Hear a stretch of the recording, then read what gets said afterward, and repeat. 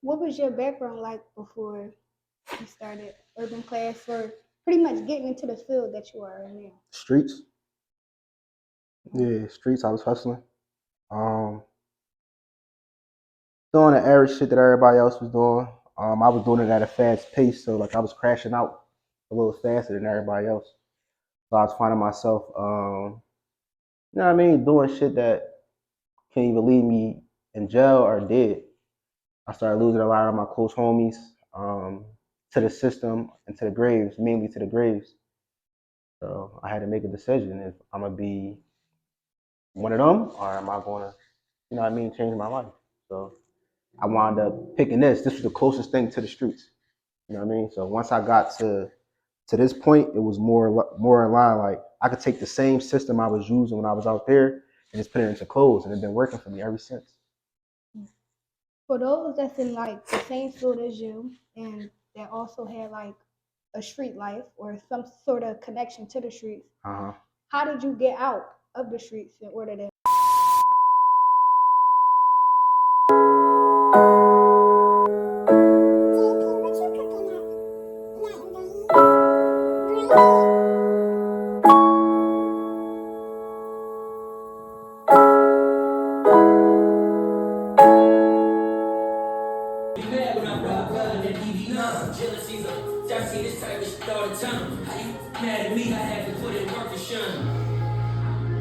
What's the deal? It's the Fly God here at JP Heat Studios. Hey JP, let's bring the heat. What's up? It's your girl Jenna's Paradise. We're back at JPE Studios with the one and only The Fly Guy. What's the deal? How you feeling today, sir? What's up, man? It's been a minute. Yeah, it's been a long time I since love I've this seen for you you. again. Okay, so since our last interview, you was like tapped in really with the fashion, trying to get things done differently and stuff. Absolutely, yep. I see you rebranded and stuff. How that's going? So we'll answer the first question. With the fashion, it's real good. I took some time off of work. Uh, I left in September, so what's that? Like 3 months, almost 3 months. Took some time off just to focus on the fashion and the brand. So I was able to one put the news in. I'll be walking in fashion New York Fashion Week in February. So that was my goal when I took my leave. So that actually came true. The brand doing amazing. Sold out of every drop we did so far. Working on the next one. We got a fashion show coming up, a pop-up shop coming up in March 16th. We got a pop-up shop coming. So everything going real well now. Me too. Absolutely. Now, tell me more about this rebranding. What made you change your name, rebrand things? Okay. Um, to be honest with you, I just wanted something new. It ain't nothing too deep into it. It was like for a long time I was being humble. Just kind of, I'm still being humble and modest, but sometimes I was getting complacent. So once I put the Fly God in there, it's kind of like making my statement to the streets and to everybody that know me and to people that don't know me. So now when y'all hear the Fly God, y'all gonna know that like, yeah, he's somebody with that. Mm. Can you tap more into that? Like, what does the Fly Guy mean? What's the meaning behind it? Fly God? Yeah. So a lot of people like when you consider yourself like fly, it's kind of like borderline. Everybody consider themselves being fly.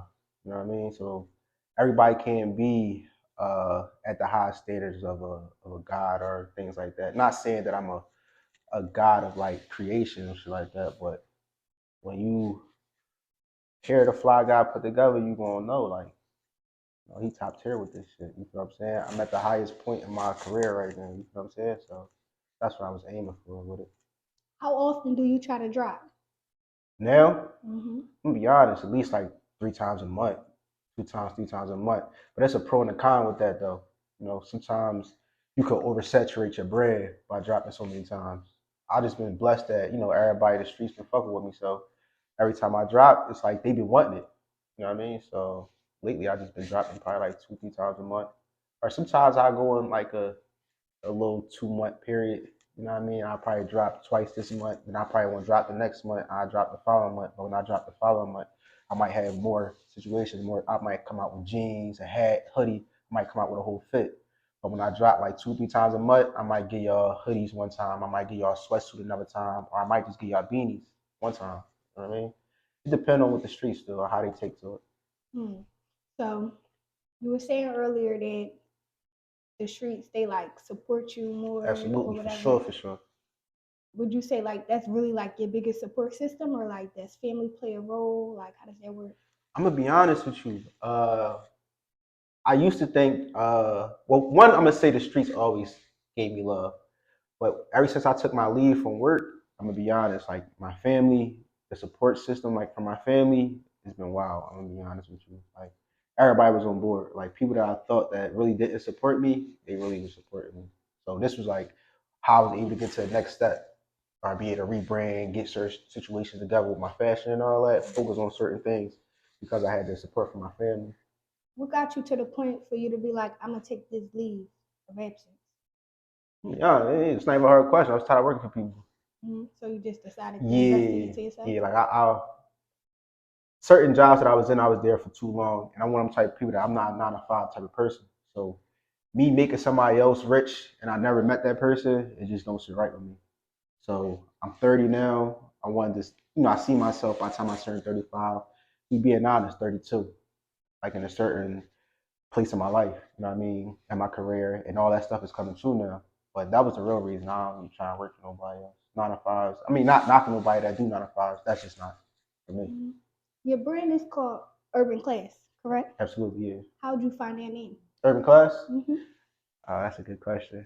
All right, so it first started off by like, cause I was dead stock first. So dead stock, it meant, one-on-ones, stuff like that. So when I actually started tapping into like the urban communities, the streets and shit like that, the streetwear, a lot of people mislead fashion. A lot of people mislead where it comes from. So you'll have a lot of people give the suburbs, where is money at? They make it seem like that's where the fashion at, that's where the culture at, and that's not where the culture at. The culture came from the streets, came from the urban communities. If you realize and look at all the Louis Vuittons, that's why they got the whole Virgils now. That's why they put the Pharrells in there now, because it comes from the street. If the streets ain't fucking with it, ain't nobody want to buy no fucking Louis Vuitton. You feel what I'm saying? If you go with Gucci, that's why they got Dapper Dan. Like the streetwear, the urban community, that's where it came from. So when I came up with urban class, it basically mean that like when I looked at the ghetto, the trenches, the streets, they make it look like we don't have class. You feel what I'm saying? It make it look like we dirty, we don't have creation, we're not creative, we're not artists. But they realize that all that came from here. Rapping came from the streets. Artists, graffiti, the streets. Fashion, the streets.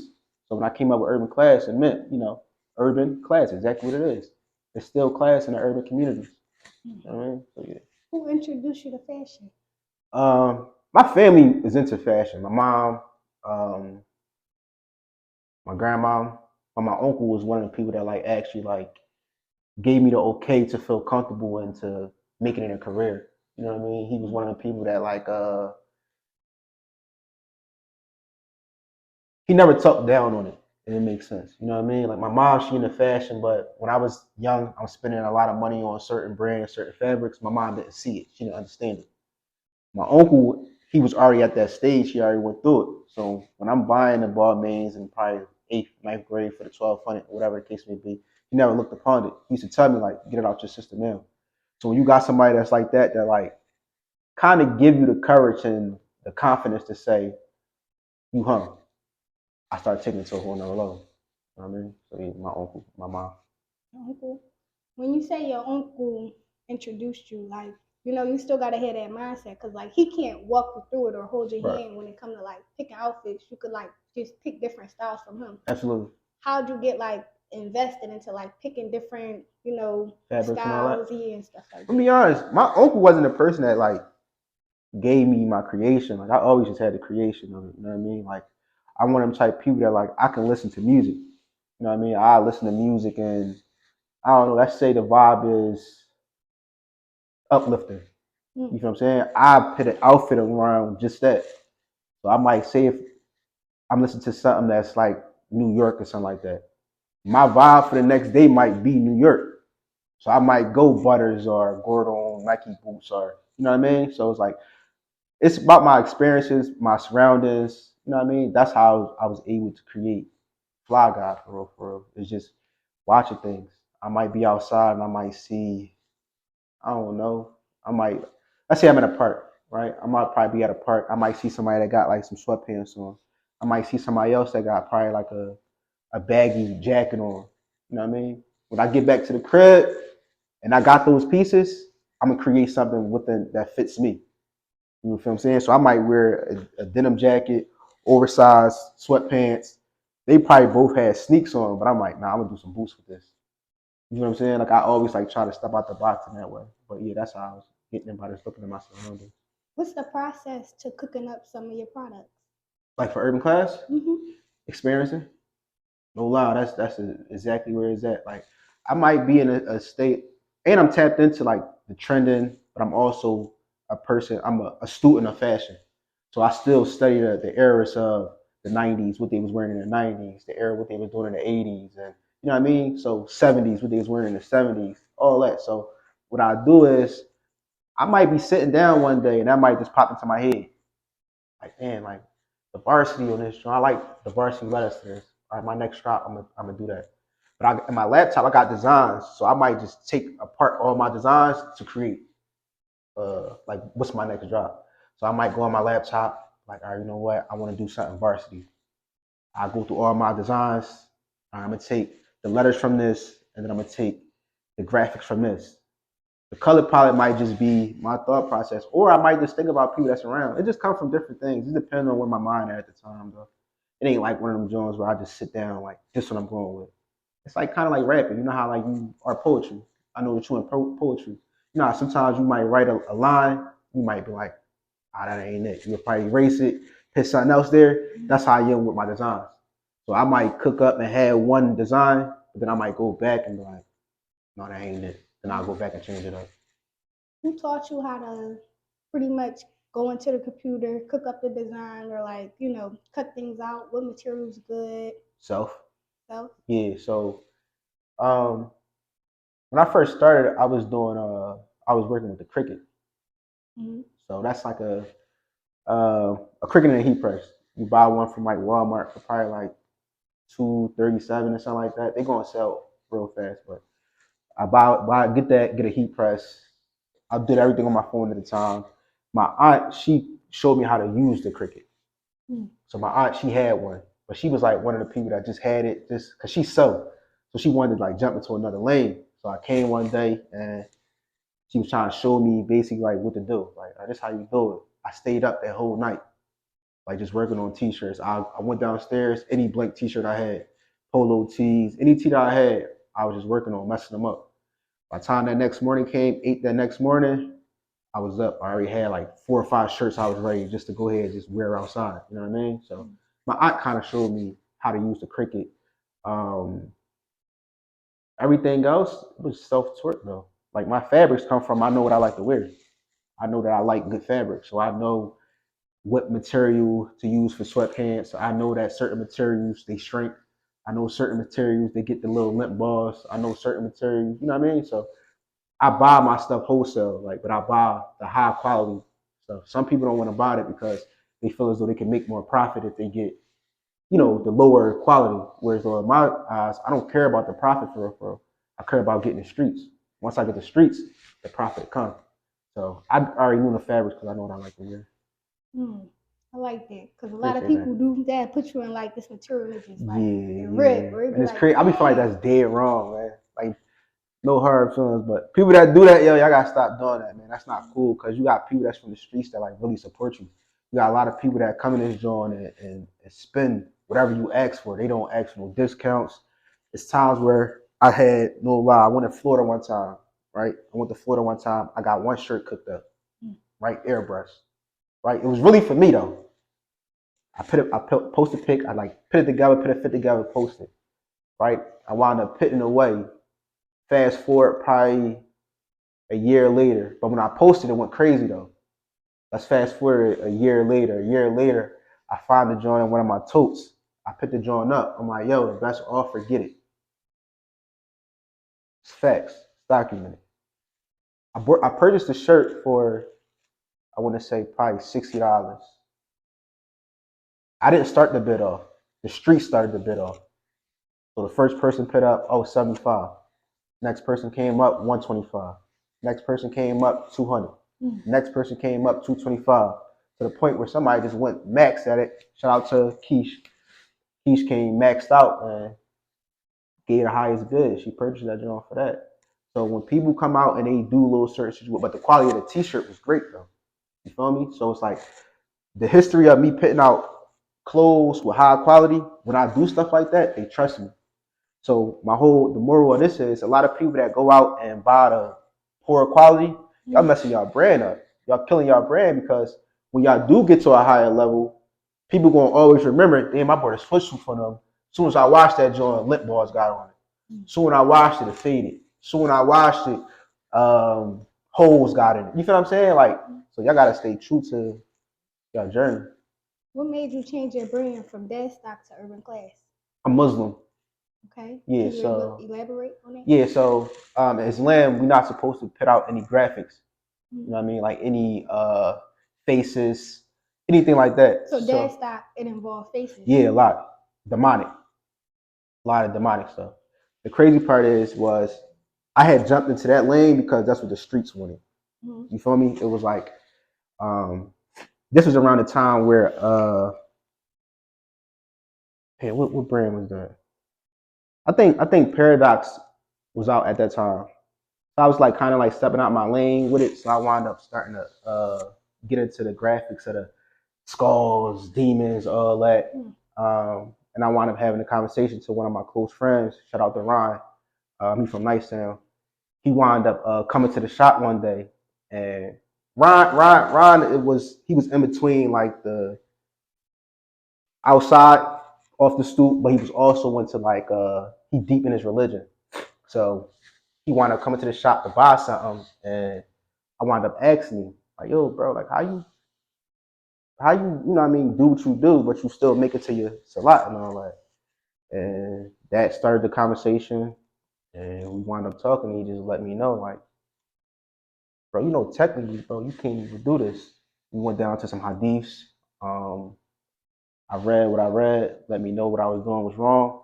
So I went into like a hiatus for a little bit. I stepped away from all the brands and then I rebranded. You know what I mean? I got an answer to that, you know what I mean, on the day of judgment.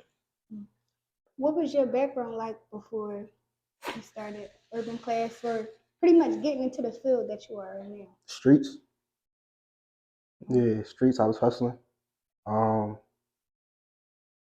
doing the average shit that everybody else was doing. I was doing it at a fast pace, so like I was crashing out a little faster than everybody else.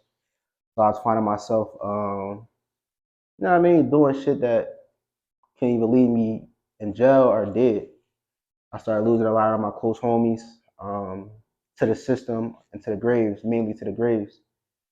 So I had to make a decision if I'm gonna be one of them or am I gonna, you know what I mean, change my life. So I wound up picking this. This was the closest thing to the streets. You know what I mean? So once I got to this point, it was more in line. Like I could take the same system I was using when I was out there and just put it into clothes, and it's been working for me ever since. For those that's in like the same field as you and that also had like a street life or some sort of connection to the streets, how did you get out of the streets in order to invest into your brand? You gotta want it. You gotta want it. If you don't want it, you're gonna lose yourself. You know what I mean? And you can't look at it for the money. You gotta look at it for the opportunity. You know what I mean? Like if you just telling yourself like I'm gonna sell the clothes for the money, when everything get low, the shit get low, you're gonna go back to what you know. You feel me? But if you see something in a greater point, like for myself, I knew clothes was me already. I already knew nobody out here that know me can mention fashion without mentioning me in the city.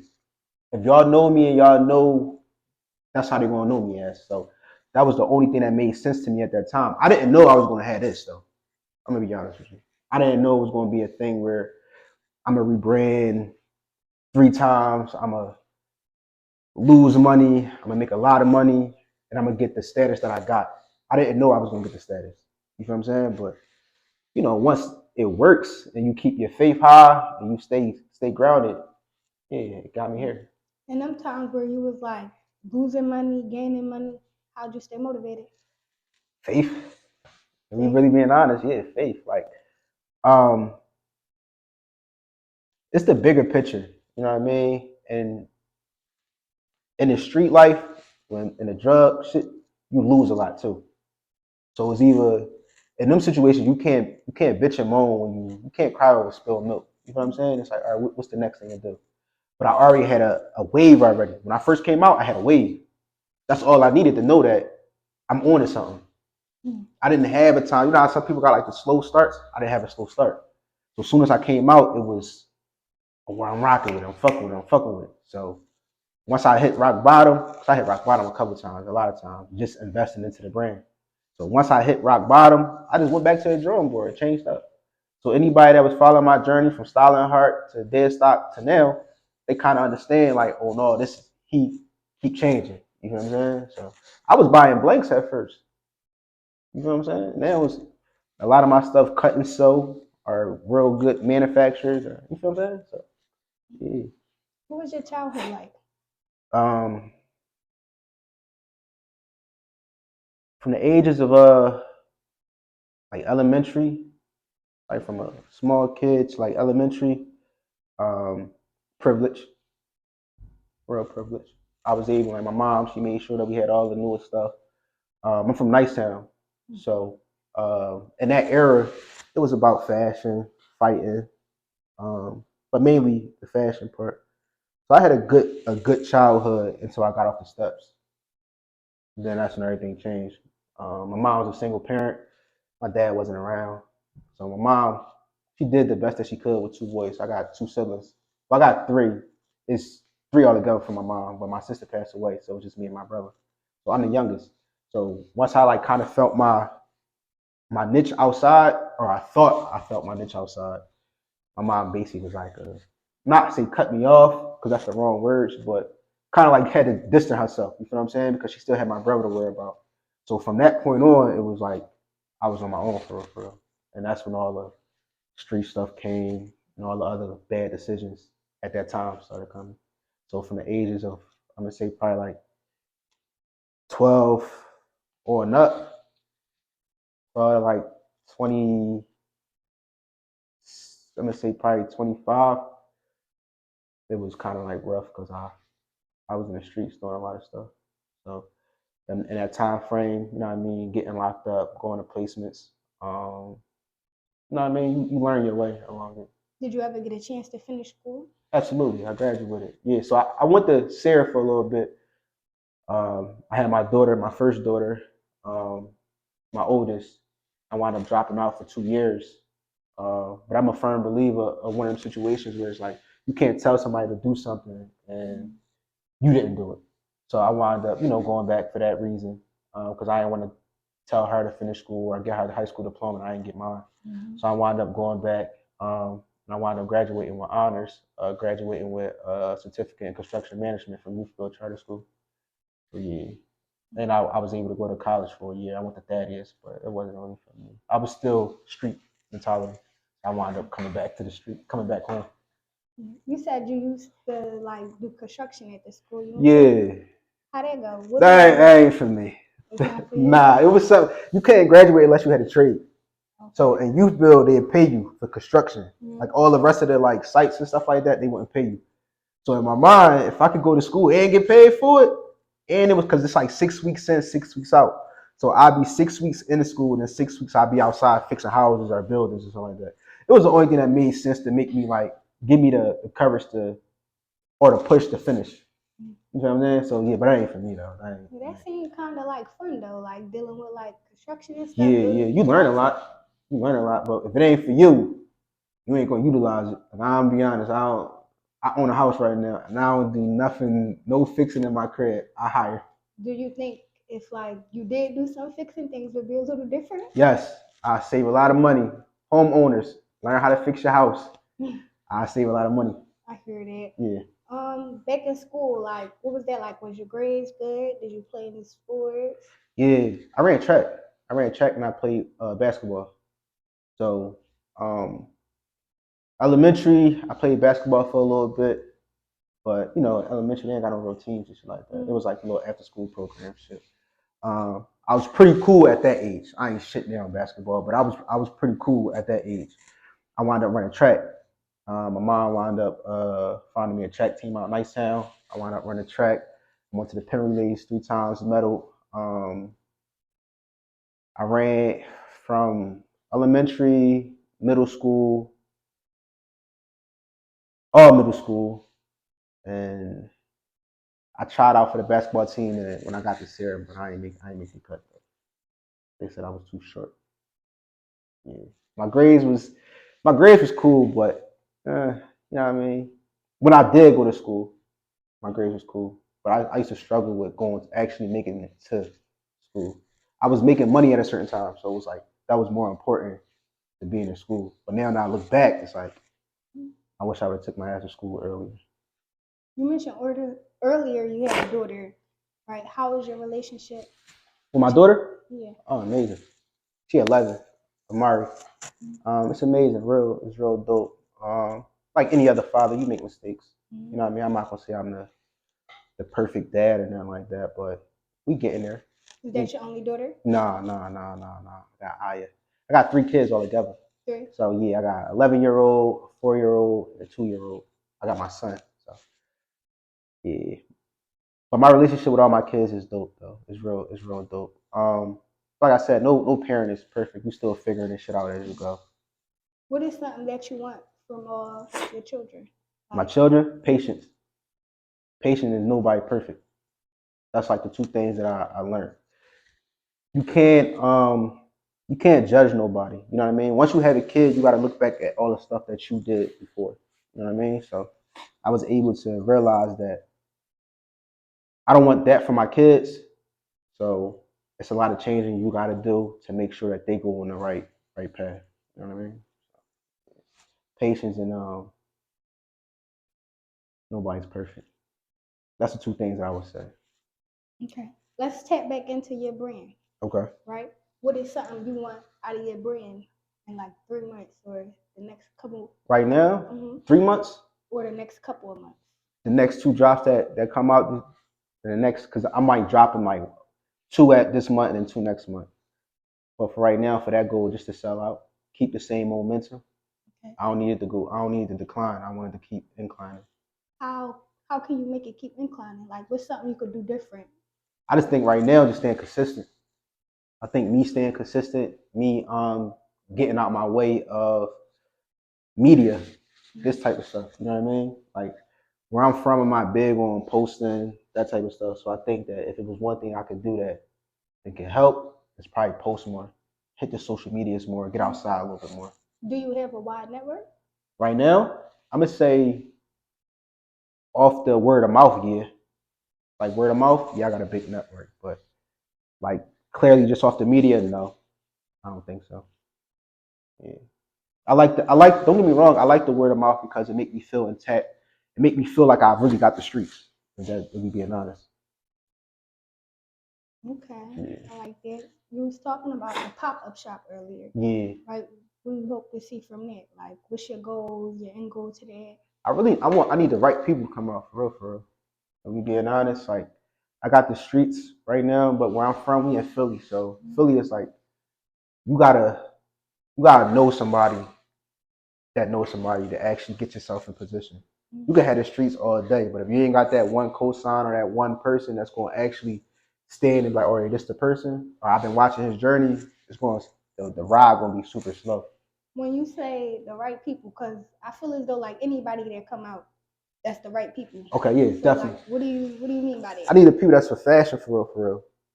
Like the people that support me, I love it, but I think that if you just support me because it's me, that don't help. You feel me?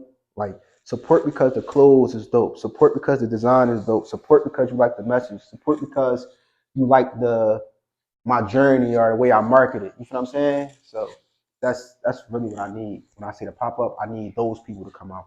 The people that's going to really admire the fabrics. That's going to admire the time that I took to create it. That's what I need.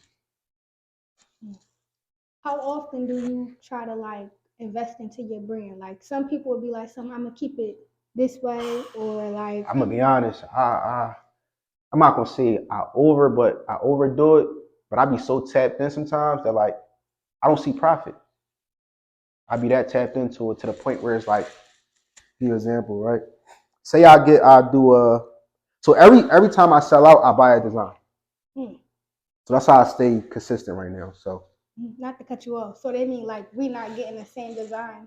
No. So every time, like right now, like in my laptop, I got 2 years worth of designs. Like to the point where if I want to drop every day for 2 years straight, I could change up a design every day. So every time I sell out of whatever, like a drop, I buy a design or I cook up a design or some shit like that. So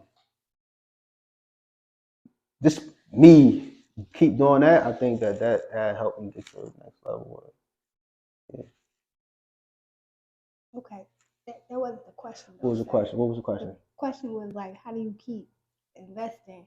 Like I feel like just doing that. Just like yeah, doing that. Cause sometimes I lose myself. Like so, I'll give you an example, right?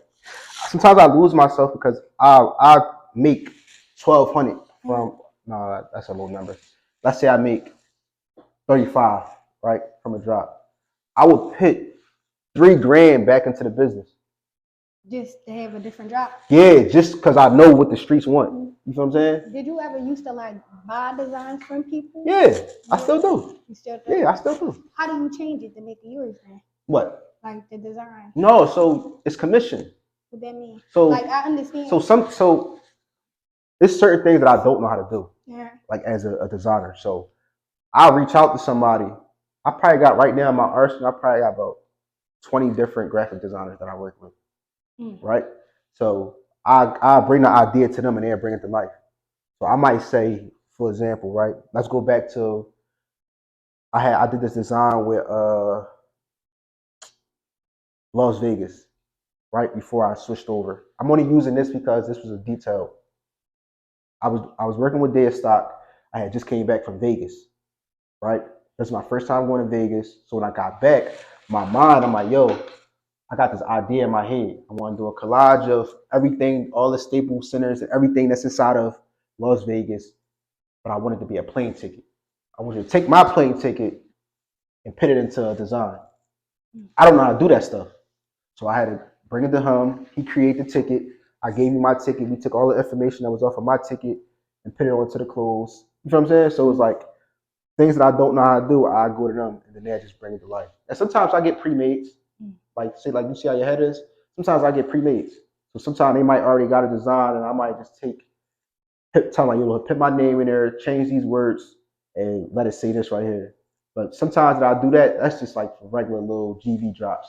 Like Lil Jones, let's just say I ain't dropping fucking 2 months or something like that. All right, cool. This is gonna hold y'all over into this big drop. What was your most meaningful drop? To be honest with you, that. With the ticket? If I say like an iconic piece, that was an iconic piece. So I got different pieces from when I was in Style and Heart. It was the classic T-shirt I had with the heart on there. When I got the dead stock, that was one of them. That was an iconic piece. Urban Class. I ain't gonna hold it. I got timeless pieces with Urban Class. I got pieces that really stand out to me. My varsity jackets. I drop so much with Urban Class. Sometimes I be forgetting what I be having. Self love will always be something that I was deep to me. Self love was a staple. When you selling your product, how do you pick your prices? So in marketing is supposed to be like I know how fabric's supposed to feel. So I also take in consideration that like how much it took for me to create this piece. You feel me? So let's break it down to some people that don't know how this business goes, right? Let's go to the people that do average. Let's not use my situation, right? Let's just go to people that do average. Let's say somebody bought a hoodie. The hoodie is for $20, right?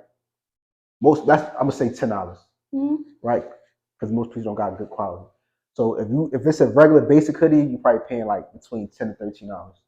If you get a good hoodie, you're probably paying between $30 to $50 for the hoodie, right? So let's just say you use the $10 hoodie. You got a $10 hoodie. Let's say you go and you get a full print on there, right? Full print might cost you another $40, right? So So you had $50 so far already just for the hoodie and your design. Let's say you had to pay for that design though. That design might cost you $20, $30. Let's just say $20. You at what? $70 right now, right? And marketing, you gotta double that price. You feel me? So if you at 70, you're going to pitch your 70, but put another 70 on top to get back. This way that when you get paid, you could take that 70 out, go create another hoodie, and then, you feel what I'm saying, continue to keep going. So that's how some people do it. You got some people that just look at their stuff and be like, damn, you know what? This shit worth 300. It looked like it's worth 300. I'm putting it at 350. You got a lot of niggas that's doing that now. Yeah. What's your overall end goal for your brand? Like, where do you hope to end up at? I want to have my own storefront. I don't want to be in no department stores. Like, I don't want to be in. I know some people say they want to see their stuff in Nordstrom's, Neiman Marcets, all that. The crazy thing is are you putting out that quality for that? You feel me? I'm not trying to get that. Like, I want if I had to compare myself to something, I would want something like a Bape, a Supreme, like them type of their own staple inside of the streetwear. You feel what I'm saying? So that's what I would want. That's what I want. The next 10 years, 5 to 10 years, that's where I see myself at, having a staple like that. Mm-hmm. Let's talk about personal end goals. Okay. Where do you see yourself at? And what time frame? Huh? What time frame? Same amount of time. What? No. Probably like 3 years. 3 years? Buying another house. You said buying another house? Yeah, out of Philly. Mainly towards like a Florida situation. Mm-hmm. Moving to Florida. I really want to go back to I want to go to like a fashion school. Mm-hmm. So this way I can like learn a little bit more about different ways to market. You know what I mean? There's little small stuff that I can work on that I feel like I lack at. That's why I want to go. I want to go back to school for that. Mm. Yeah. So like with you trying to leave Philly and stuff, like this is pretty much your support and all you know, right? Or no? Am I wrong? I feel like no. All right. Well, yeah, no. Philly is it's gonna always be my love though, because they started it. Mm-hmm. Yeah, they started it. So like, with you moving to a different place, how will you manage still selling your brand and like I got a website. Yeah, urbanclassclothing.com. But like, do you want to reach the people that's in Florida? Do you yes. Like, you did? All over. Yes, all over. Mm-hmm. All over. Florida, Japan, Tokyo, all that. I want my brand to be a worldwide brand. You feel what I'm saying? You ever thought about like some people with like clothing brands, they'll make a shirt and they'll like be in the streets literally selling it and stuff. Like with you in a new environment, would you do that or no? You don't? I'm gonna do the same method that I did in Philly. Mm-hmm. I'm gonna do out there. I feel like if you ever heard it, they say if it ain't broke, don't fix it. That's how I'm a firm believer of that. So if it worked for me here, when I go there, I'm gonna do the same thing. I'm gonna take the same method and just do it there. You can't deny greatness. You can't deny great work, high fashion, real fabrics. You can't deny that. And I'm a firm believer that that's what I give out to the people. For those who don't know, can you explain like how you did what you did? My method? In order to get where you at, because it's like it's a process. Be a model. You said being a model. Be a model for yourself. That's the number one thing. If you a person that you got like a brand and if you not wearing it, what makes you think somebody else gonna want to wear it? So even if you mix it up and let's say you still rock your higher stuff, your Marys and all that, you mix it up. You can put your hoodie on with the Marys, or you can put your jeans on with Shailene shirt. You know what I'm saying? Mix it up, but you gotta wear it and you gotta let people know that you believe in what you create. That's the part I was missing. You see how you just said being a model? Yeah. Right? Go ahead. You gotta model your own brand. I wish I had my spray so I could just. I knew you was about to hit me with that. I knew you was about to hit me with that. Gotta like. Excuse me, I'm a little sick. Excuse me. I'm crying. Go ahead. Like you gotta model your brand. You can't sell your brand and you never been in your brand. I agree. And a lot of people do that. Right. And we had conversations off the grid when you told me that. I give you that. Yeah, I like that. I'm getting better. Like, I'm getting better now. In your brain. Yeah, I'm getting better right? now. Yeah. I'm getting ready to close out the video, okay. But before we close out, I still want to like tap in with who you are, because like a lot of people don't know Big Smooth, the Fly Guy. Like people don't really, Okay. So like, let's really talk about you and tap in. Let's go. Let's go. You said you didn't graduate from like a regular high school. Yeah, no, right? It was an accelerated program. Right, and you was like mainly like in the streets at the time. What was your thought process like? We being honest, I caught a case when I was in there. Mm-hmm. That's what like kind of like. So when you growing up in the streets and shit like that, everything is doghouse shit. When people don't know what doghouse means, it's cutthroat. Feel me? So you can't trust a lot of people. You don't really think you got a lot of people that's on your side and shit like that. So when I got to youth build, I was still like I was fucking up. You know what I'm saying? But I also had family members that was on some shit like, well, he ain't gonna finish.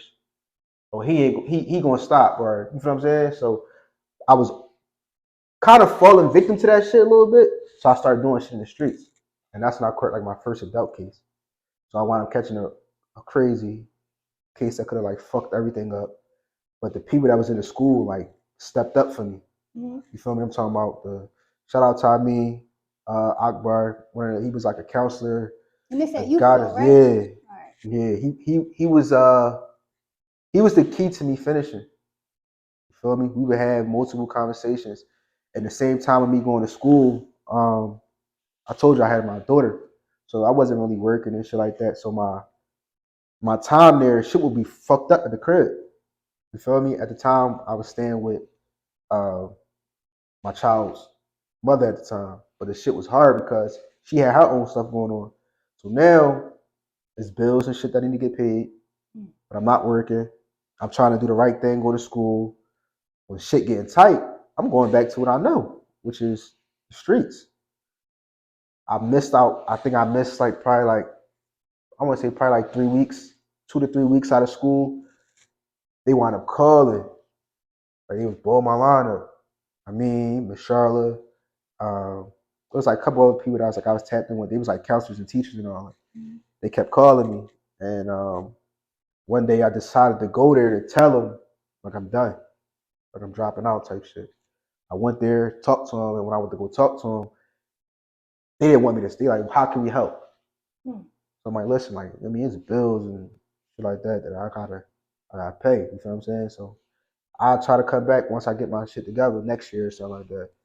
And they wound up putting some shit together, paying the bills for me. You know what I'm saying? Like paying the electric bill for me, giving me little amounts to go towards like the rent, shit like that. You feel what I'm saying?